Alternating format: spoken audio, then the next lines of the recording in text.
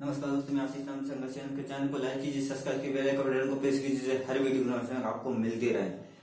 पर बात हो रही थी कुछ ऐसे लोगों की जो बीएससी वालों का सवाल था, फोर्स मोटर्स का सवाल था। तो मैं पिछली वीडियो में बता चुका हूँ कि फोर्स मोटर्स के जो बंदे हैं वो गेट नंबर 4 से जा सकते हैं। और बीएससी वालों को मैंने अपने संघर्ष ग्रुप में डाला था, जितने लोगों के मैसेज आते हैं तो वो वहाँ पे बीएससी वालों के लिए अभी विशेष तौर पर वैकेंसी निकलने वाली थी, वो कि अप्रैल माह के अंदर होगी।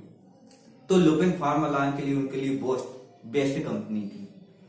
तो अब लोगों को कहीं ना कहीं ऐसा डर है कि अगर मैं यहाँ से जा रहा हूँ तो मुझे कुछ ऐसी मुश्किलों का सामना करना पड़ेगा जो कि होने वाली है।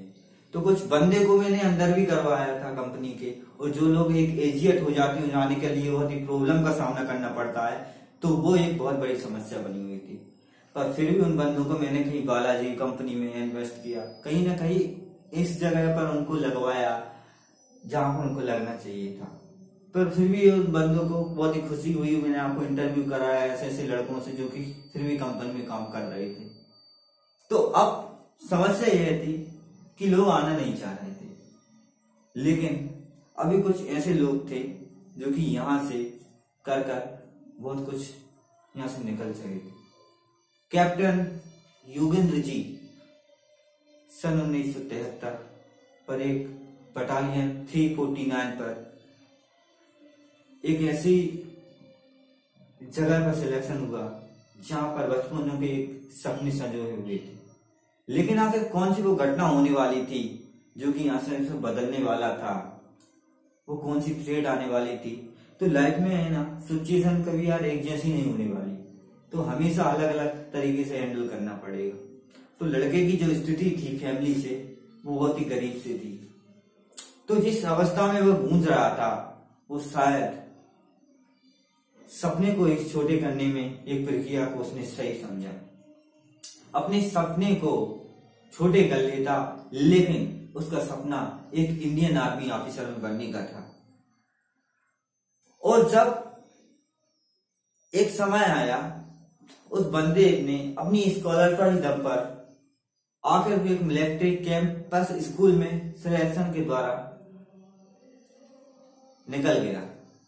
लेकिन अब वो समय आ गया था जब गोरखा राइफल में शामिल होने वाली बटालियन पर उनके लिए इंटरव्यू होने जा रहा था। तो बंदे से सर पूछा गया कि आप क्या चाहते हो, आप आर्मी में भर्ती क्यों होना चाहते हो। तो बंदे के जो जवाब आने वाला था वो बचपन से सोचकर रखे था कि मैं आखिर क्या जवाब दूंगा। तो सुनिएगा, बड़ा प्यारा सा जवाब था और बड़ा दृढ़ता पूर्वक उसने जवाब दिया था कि सर मैं परमवीर चक्र जीत कर लाऊंगा, कि सर मैं परमवीर चक्र जीत कर लाऊंगा। कर्नल मेजर लेफ्टिनेंट गवर्नर ने बोला कि जानते हो परमवीर चक्र कैसे मिलता है।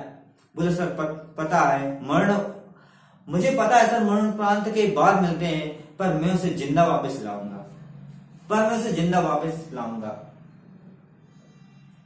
तो जो क्वेश्चन था वो सबसे हटकर था, लेकिन बंदे ने जो जवाब दिया था वो भी सबसे हटकर दिया था।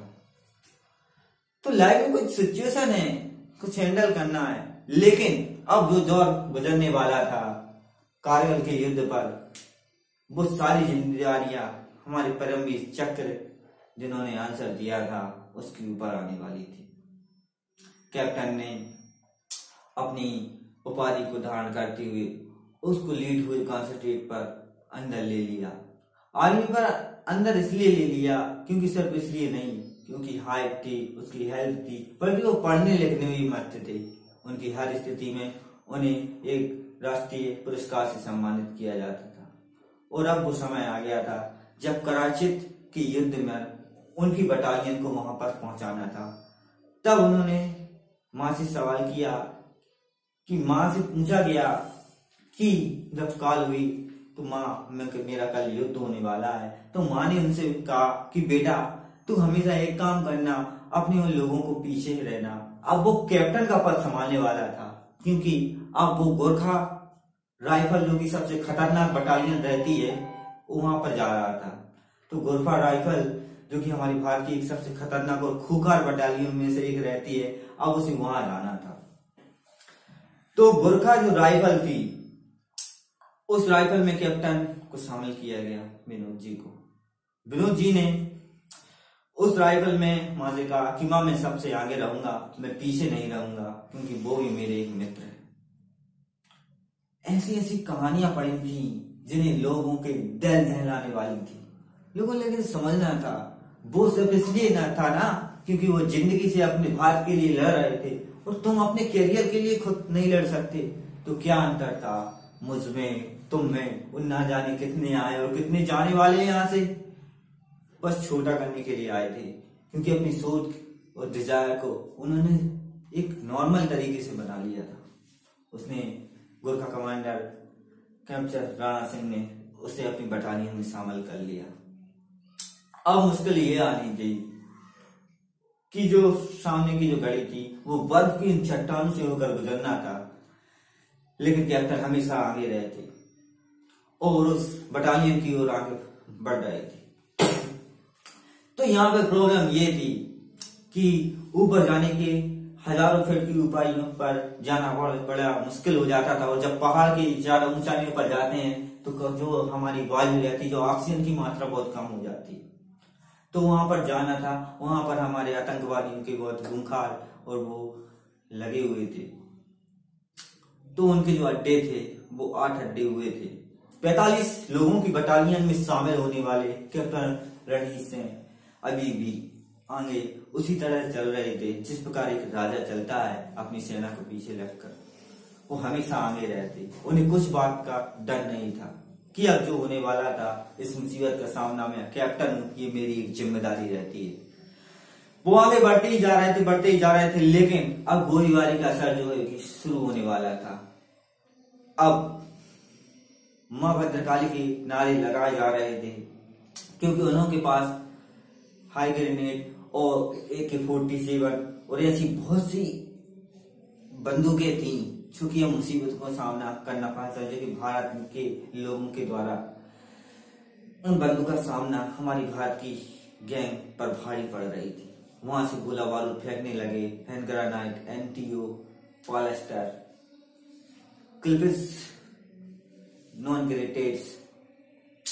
अब इनकी बटालियन में से लोग कमने लगे, लेकिन अभी भी 10-15 लोगों की बटालियन 45 लोगों में 10-15 लोगों में परिवर्तन हो गई। कैप्टन आगे आते हुए भद्रकाली का नारा लगाते हुए आगे बढ़ते रहे, लेकिन अब वो समय आ गया था जब इनकी बटालियन में से एक लड़के के सीने पर गोली, जो कि इनके फ्रेंड थे, उनके पास गोली जाके आ लगी। और चट्टान के पीछे जस पे और ये देखा कि अब मैं या तो इस इंसान को बचाकर बाकी सेना को और बचा लूं। उन्होंने कॉल किया कि हमें एक सिक्योरिट व्यवस्था की जरूरत है। वहां से बटालियन से बाहर की सिक्योरिट व्यवस्था को निकाला गया और कैप्टन ने आगे कदम बढ़ाया। कैप्टन के हाथ में 3 गोलियां ऐसी लगी जो उनके हाथ रखने पर मजबूर कर रही थी। एक गोली अपने दिमाग के नीचे से सटकर निकल गई, लेकिन कैप्टन ने अभी हार नहीं मानी, क्योंकि उनको कुछ समय ऐसा लगा, उनका दिमाग सुन्न हो गया कि अब मैं कुछ नहीं कर पाऊंगा। लेकिन अब समय परिवर्तन आने वाला था, अब बदलने वाला था कुछ, जो कि योद्धा को होना था। उन्होंने अपनी गोंखर से के 4 चट्टानों पर जाकर अलग अलग जगह से फायरिंग चालू करनी लगी। उनके योद्धा और आतंकवादियों को लगा कि यहाँ पर बहुत से लोग यहाँ पर पहुंच चुके हैं, और वास्तव में कुछ आधे घंटे बाद ऐसा ही नजारा आने वाला था कि भारत के हमारे सैनिक पहुंच चुके थे पीछे से। कैप्टन ने उनके गोंखर के हैंड ग्रेनाइट से 7.5 बंकरों को उड़ाकर राख कर दिया। कैप्टन के एक सीने में गोली लगी, लेकिन कैप्टन ने हार नहीं मानी। मैं जानता हूं कि अब वो समय आने वाला था जब उन्हें अपनी भारत माता से विदा लेने वाले का समय नजदीक आने वाला था। कैप्टन आगे बढ़ते रहे और अपनी AK-47 राइफल से दुश्मनों की छल्ली छल्ली करके उनको धराशायी कर दिया, और हैंड ग्रेनाइट राष्ट्र से 18 आतंकवादियों को मार गिराया। कैप्टन को परमवीर चक्र फिर भी मिला, लेकिन जीत हासिल करने के बाद मिला। तो उनके पास कुछ खोने का नहीं डर रहा, ना यहाँ तुम लोगों को रखना है। ये मंजिलों का सफर है, यहाँ से कुछ खोकर और कुछ पाकर ही जाना है। जब तक हम कोई चीज खोएंगे नहीं, तब तक कुछ चीज हासिल नहीं होने वाली। इतिहास में नाम दर्ज ऐसे ही नहीं होता, मीना और चट्टानों से रहकर कोई ऐसे गोता खो नहीं बनता। समुद्र की लहरों पर ये नाव जब चलती है तो पलक झपकती है और आंखें भर आती हैं नम आंखों से जब ये हवाएं मुख मोड़ लेती। तुम्हें भी कुछ करना है, तुम्हें कुछ करना है, हवा की रुख को बदलना है, तो फिर नया कुछ करना है, फिर नया कुछ करना है। कंपनियां बहुत हैं यहाँ पर, बस लोगों की काम करने की जरूरत है। लोगों को हौसला होना चाहिए कि मैं ये जो करने जाऊंगा, डेफिनेटली मैंने जो पढ़ाई की है, खुद के ऊपर विश्वास लाना, is the power, the maintaining power. ऐसे बहुत से लोगों की डिक्शनरी इतिहास में नाम अंकित करके चले गए, तो वो भी एक लोग आम जनता में से ही एक थे। वो कुछ अलग नहीं थे, एक गरीब फैमिली से ही निकलकर एक अमीर इंसान बना। मैंने कई वीडियो में बताया। लेकिन जब तक आपने घर से निकलोगी नहीं तो कुछ नहीं होने वाला। वही होता आया, जो कुछ होता आया और वही होगा। Definitely is the game over. ये लाइफ का गेम है, यहाँ खुद ही लड़ना है, खुद ही जीतना है। मैं सिर्फ इतना ही कहना चाहूंगा कि जो लोग आए हैं उनकी मैंने मदद की है। भाई साहब दिल्ली से आए थे, उनकी फैमिली की स्थिति भी ऐसी नहीं थी, लेकिन उनकी मदद की। 7 साल का एक्सपीरियंस, बोले जिंदगी से कुछ नहीं मिला यार भाई मुझको। मैं उसको होटल पहुंचा यार, वो 100 रुपए यहाँ पे पीतमपुर में एक होटल है, बोलने लगा अपनी नम आंखों से, भाई तू मिलने आ गया। बोला यार अगर मुझे काम नहीं मिला, बोला ट्रेन में कट कर मर जाऊंगा।